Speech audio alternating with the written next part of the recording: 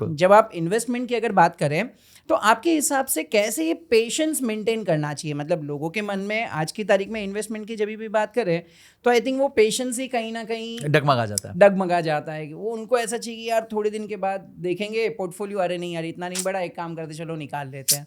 तो आपके हिसाब से क्या ऐसी टिप्स होनी चाहिए, क्या तरीका होना चाहिए जिससे हम लॉन्ग टर्म इन्वेस्टमेंट पे भरोसा रखें? देखिए, अगर आप सर्जरी करना चाहते हैं, ठीक है, अगर आपको सर्जन बनना है तो आप क्या करोगे? आप राइट किताब पढ़ोगे, करेक्ट, राइट गाइडेंस ढूंढोगे और फिर प्रैक्टिकली उसको एक्सपीरियंस करोगे। यही करोगे, सिंपल स्टेप है। करेक्ट। एक किताब पढ़ोगे जिसमें बताया होगा सर्जरी कैसे करते हैं, एक टीचर ढूंढोगे जो आपको हेल्प करेगा और प्रैक्टिकली कुछ सर्जरीज किसी की गाइडेंस में करोगे, आप सर्जन बन जाओगे। ठीक है।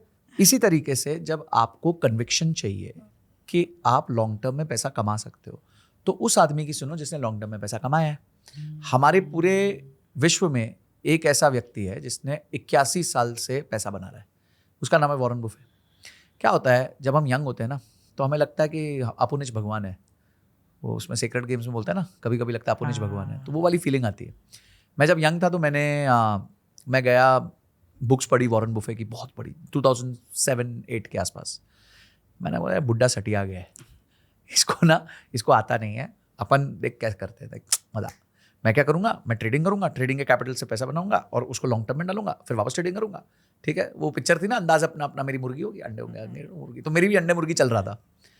3 साल में मेरा 10 लाख रुपए खर्च चला गया, 3 साल में 10 लाख रुपए चला गया। ठीक है, मैं मानता हूँ वो मेरे लिए मार्केट की फीस थी। मैंने MBA करी, 3 लाख रुपए 4 लाख रुपए दे दिए, इंजीनियरिंग करी, अच्छा खासा पैसा दे दिया, तो मेरे को लगता है कि वो मेरी मार्केट की फीस थी।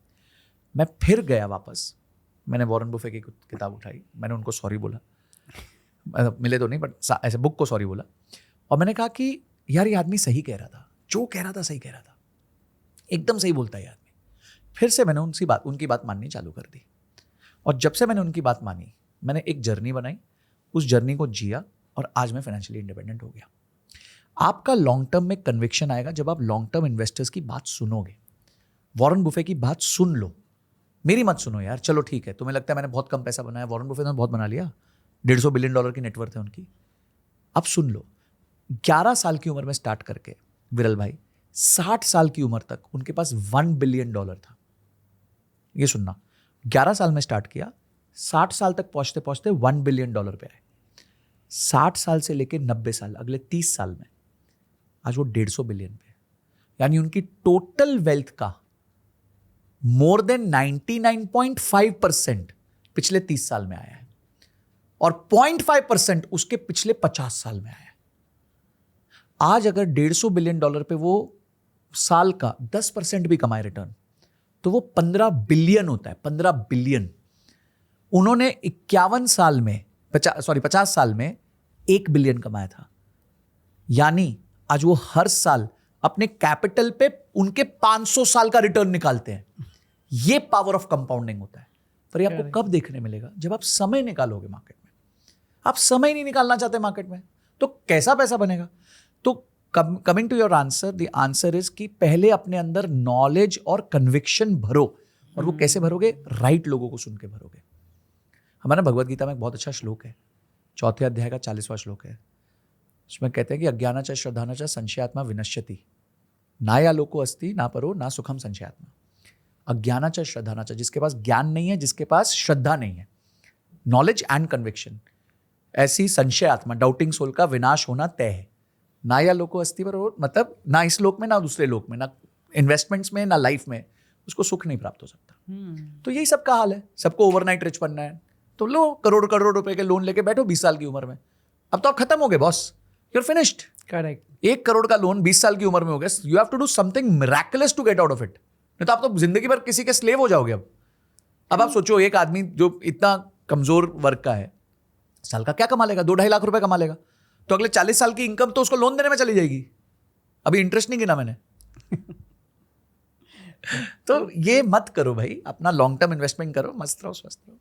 करेक्ट। इनफैक्ट बहुत सारे लोगों का आजकल ये भी सोचना रहता है कि आज अगर मेरी इनकम कम है तो मैं उसमें कम इन्वेस्टमेंट करूं, मतलब जो पैसा मेरे पास बच रहा है वो पैसा मैं खुद के एंजॉयमेंट पे आज अपनी यंग एज में ना डालूं, तो 60 साल की उम्र में मेरे पास करोड़ों रुपए आएंगे तो उसका फायदा भी क्या? मतलब इन्वेस्टमेंट को कहीं ना कहीं यंगस्टर्स आज की तारीख में ये भी यो लोग कहते हैं ना, you only live once. Yes. तो लोग उन लोगों को कहीं ना कहीं ये चीज़ समझनी चाहिए। आप अपने हिसाब से ये लॉन्ग टर्म इन्वेस्टमेंट उनको किस तरीके से समझाओगे? क्योंकि माइंडसेट तो यही है कि अगर मैं आज 2,000 रुपया बचाऊं, उसकी जगह पर 2,000 खुद के ऊपर इन्वेस्ट करूं, अगर 2,000 बचा भी लेता हूं 2,000 करके, तो 60 साल का होऊंगा तभी करोड़ों बचेगा, उसका कोई फायदा नहीं है। देखिए, वापस बात वहीं आ जाती है घूम फिर के कि अगर मैं ये नहीं कह रहा कि आप आज अच्छा मत जियो, आप आज अच्छा जी सकते हो, कल उससे बेहतर जी सकते हो, पर एक प्रोसेस होता है उसका। अब मैं आपको एक एग्जांपल देता हूँ। मैं एक व्यक्ति से मिला और उसने करीबन 12 सब्सक्रिप्शंस ली हुई हैं, ठीक है। ये सब जो होता है ना, OTT, ZEE, ये सब उसका महीने का बिल ये सारा 12 सब्सक्रिप्शंस का मिला के कुछ 1,500-1,800 रुपये आता है। मैंने बोला, तू मेरे को एक बात बता, तू कितना देखता है इसमें से? बोलता सर बहुत कम देखता हूँ। तो 1500 इंटू 12 कितना होता है? 18,000 रुपये। तो 18,000 रुपये तो आपने वेस्ट कर दिए। ट्रू। एक बंदे से मिला, वो कहता है सर 8,000 रुपये महीना UPI का जाता है, पता नहीं चलता जाता का है, क्योंकि गए, एक फोटो खींची, पैसा गायब, वीडियो गेम बन चुका है। तो भाई आप अगर अपने पैसा आपने इतनी मेहनत से कमाया, 18 घंटे नौकरी कर रहे हो, मेहनत कर रहे हो, आपका इतना अधिकार नहीं बनता कि आपका पैसा जहां का रहा है वो तो आपको पता हो? और क्या वो पैसा आपके हैप्पीनेस विजन के साथ अलाइंड है? आपका हैप्पीनेस विजन है विरल भाई कि मुझे साल में एक वेकेशन करनी है, ठीक है, कि मुझे एक साल में एक वेकेशन करनी है, उसके लिए मुझे 50,000 रुपए चाहिए। और आप दूसरी तरफ यहां देखता हूं मैं आपको कि भाई आप जो है बहुत सारी सब्सक्रिप्शन लेके बैठे हो, आपका स्विगी जोमेटो का bill out of the proportion जा रहा है, आप फॉर एग्जाम्पल अल्कोहल पी रहे हो। मैं आपने मतलब एक एग्जाम्पल है। तो यार आपका विजन ऑफ हैप्पीनेस और बजट दोनों अलग अलग डायरेक्शन में है, तो आप जिंदगी भर खुश नहीं रह सकते, और ना ही आप सेव कर पाओगे, ना ही आप इन्वेस्ट कर पाओगे, ना ही आप रिटायर हो पाओगे। मैं अगर आपके लाइफस्टाइल एक्सपेंसेस आपकी इनकम से ज्यादा तेजी से बढ़ रहे हैं तो मुझे ये बताने की जरूरत नहीं है आप जिंदगी भर ब्रोक रहने वाले हो। ट्रू। तो आपको जो भी करना है हर चीज को बजट करो, अपनी सारी जो चीजें खुशियां देती हैं उनको लिखो। अब आपको ट्रैवल करना है तो ट्रैवल आप क्वार्टरली एक बार करते हो, हर दिन तो करोगे नहीं, तो क्वार्टरली का एक बजट बना दोगे, मैं इस क्वार्टर में जाने वाला हूं, मेरे को 20,000 रुपए चाहिए। अब 20,000 रुपए का आप प्रबंध करो। अब कहां से प्रबंध करोगे? आप तो कमाई 30,000 रुपए रहे हो, ठीक है। अगर आप महीने का 30,000 रुपए कमा रहे हो और उसमें से आपको 7,000 रुपए महीना निकालना है अपने हैप्पीनेस के लिए, तो कहीं और कट करो ना भाई। करेक्ट। अपना इंटरनेट 10 जगह इंटरनेट लगा के रखा है वो बंद करो, अपना कोई सब्सक्रिप्शन बंद करो, सिगरेट कम पियो, दारू कम पियो, 3 बार जोमेटो कम मंगाओ, कहीं ओला की जगह मेट्रो पे चले जाओ, तो कहीं तो बचाओ ताकि जहां मन करता है वहां उड़ाओ। तो ये मैथमेटिक्स जब तक लोग नहीं करेंगे ना कि मैं ये भी कर लूं, ये भी कर लूं, ये भी कर लूं, पैसे 30,000 है, या तो फिर अपनी तनख्वाह बढ़ा 3 लाख कर। ट्रू। फिर कुछ तो कर। सही बात है। ये मतलब यू कांट बी, वो कहते हैं ना आप you can't have the cake and eat it too. Correct. कि केक आपके सामने बड़ा आप खा रहे हो तो कम होगा ही होगा। बोलो नहीं सर मैं केक भी खाऊंगा और उतना ही रहना चाहिए, पॉसिबल ही नहीं है भाई।